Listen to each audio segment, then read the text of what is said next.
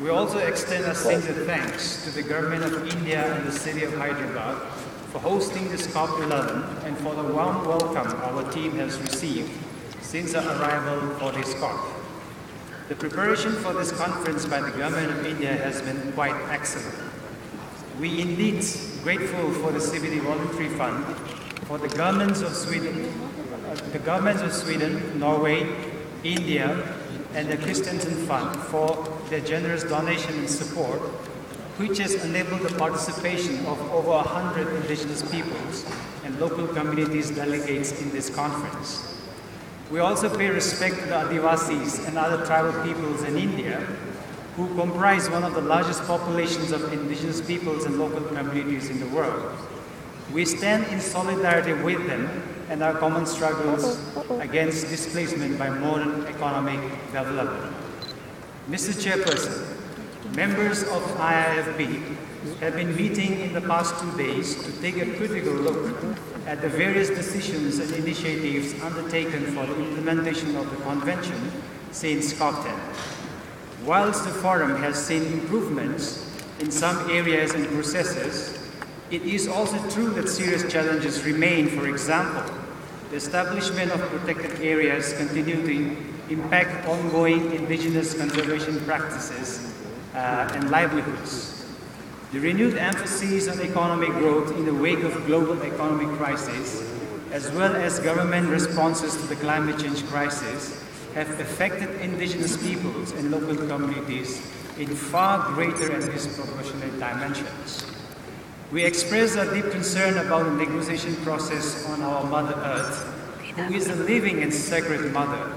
From the point of view of indigenous peoples, and decisions affecting her must involve peoples living and caring for her.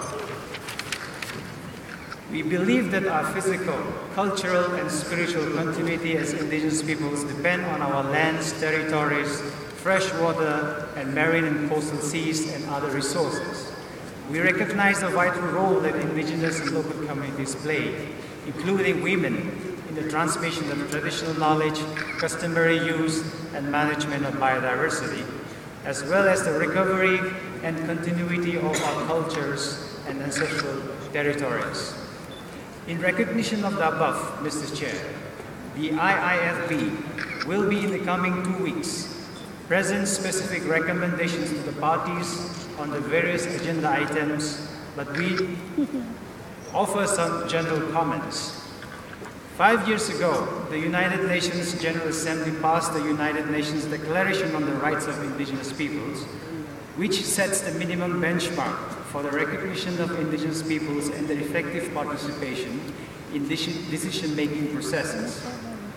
We note with regret that most states in the implementation of the decisions under the Convention on Biological Diversity have failed to mainstream the rights inherent in the Declaration and the decisions relating to biodiversity in respect of conservation of biodiversity, sustainable use, and equitable access and benefit-sharing arrangements.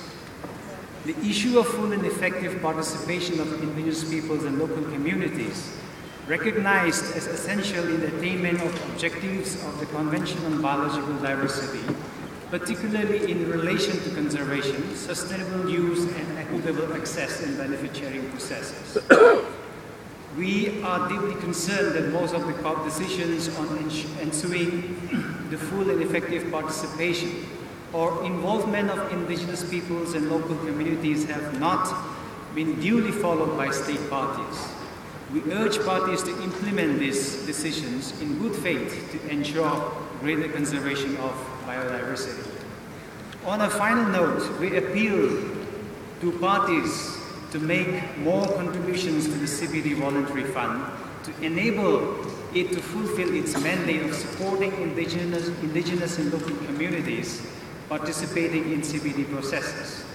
We also call for consideration of indigenous peoples and local communities from developed countries that are presently being excluded from access to resources for increased funding to also enable the effective participation in CBD processes.